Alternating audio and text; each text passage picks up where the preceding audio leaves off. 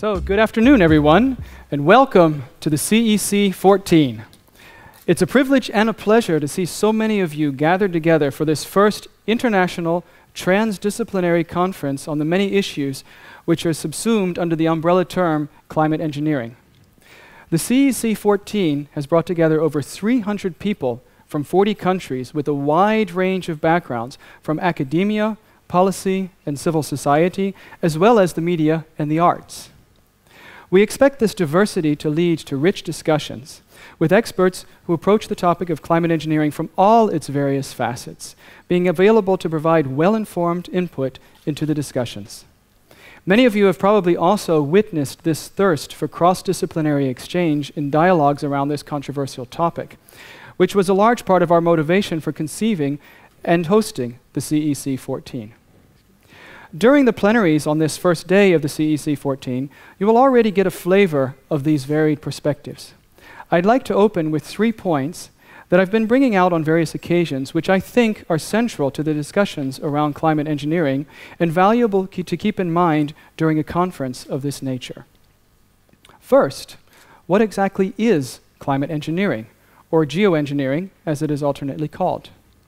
The Royal Society, in its landmark 2009 assessment, defined it as deliberate, large-scale manipulation of the planetary environment to counteract anthropogenic climate change. This umbrella term encompasses a very wide range of proposed techniques, which are typically divided into 2 main categories: those that would remove greenhouse gases from the atmosphere, and those that would modify the Earth's atmospheric energy budget, mainly by increasing the reflection of sunlight back to space. There are vast differences between these 2 categories of techniques, as well as between the individual techniques within each category, so that blanket statements applied to climate engineering as a whole are often inappropriate, or are meant to apply only to a subset of techniques, and can therefore be misleading or counterproductive. Thus, although the umbrella terms of climate engineering and geoengineering are in an extensive use, it's important to use them judiciously when they are really appropriate, and otherwise to differentiate carefully between the various techniques that are being addressed. Now, this point is well known by much of our research communities, and it's mentioned repeatedly in discussions and various publications and assessments.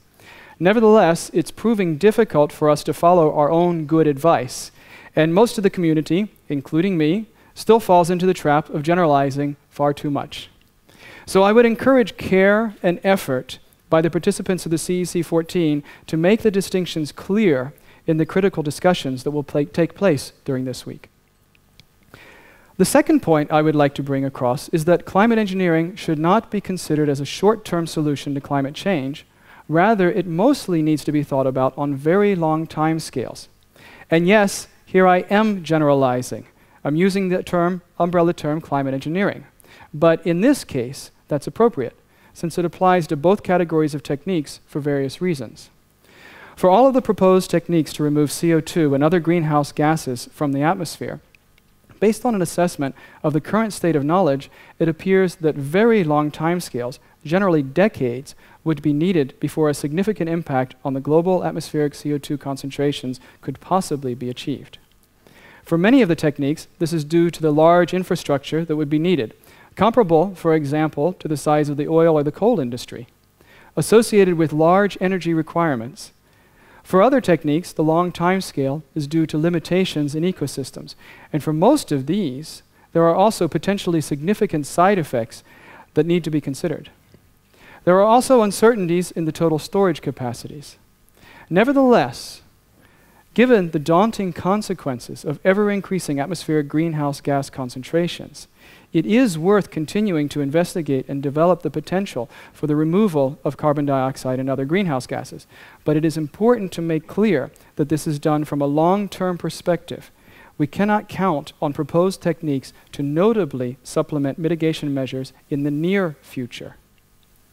Techniques to modify the Earth's radiation budget, on the other hand, are theoretically capable of cooling the planet much more quickly than greenhouse gas removal, on the timescale of a year or less even.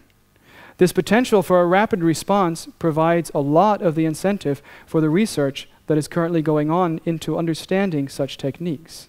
However, there are many sets of concerns that go far beyond the question of how to develop the associated technologies and how well they might work. One main set of concerns involves determining what the various impacts would be on the Earth's climate parameters, such as temperature, precipitation, and extreme weather events, and developing mechanisms to attribute these impacts and identify what would be considered as benefits and harms to the many different stakeholders worldwide. There are also many ethical concerns that would be raised by modifying the Earth's climate, and even by research on the topic.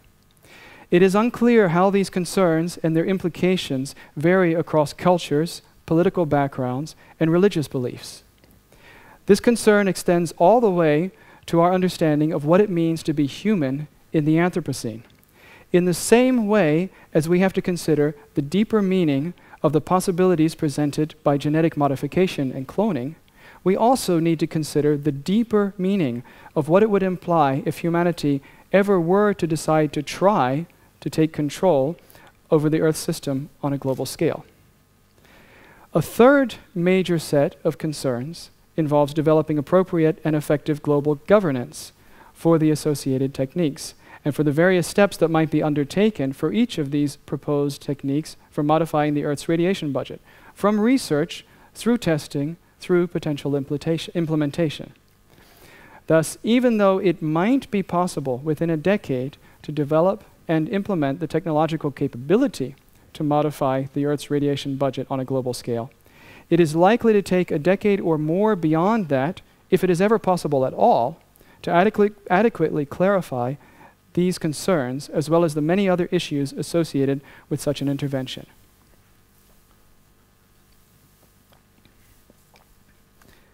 And finally, the third point I would like to bring up picks up exactly here. The range of issues associated with climate engineering is very broad, not only spanning the natural and social sciences and humanities, but needing input from policymakers, societal leaders, and especially, given the global implications, from the broader public as well. Science alone will certainly not provide the answers, and I would venture to say that this is already recognized by the majority of the participants here who are seeking out a different approach. Deep, multi-actor and multi-directional dialogues are going to be essential for making substantial progress towards making the difficult decisions that will lie ahead as climate change continues to worsen.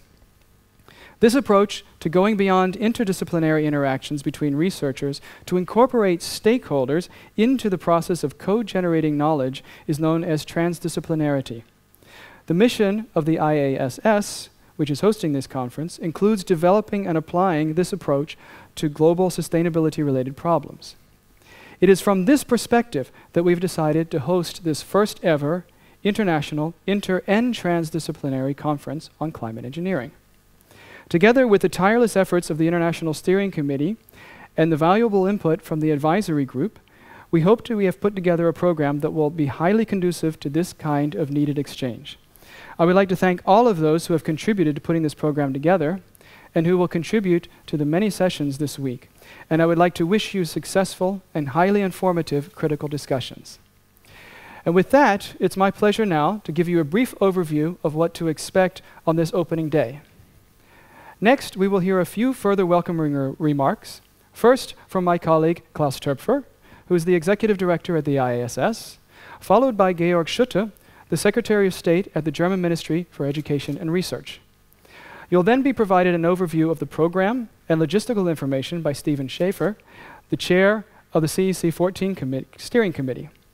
Then, following a short break, we will have 2 panel discussions with a range of distinguished panelists, and we will close the day with a reception in the hotel lobby. Already several good opportunities today to get started with the critical global discussions at the CEC14.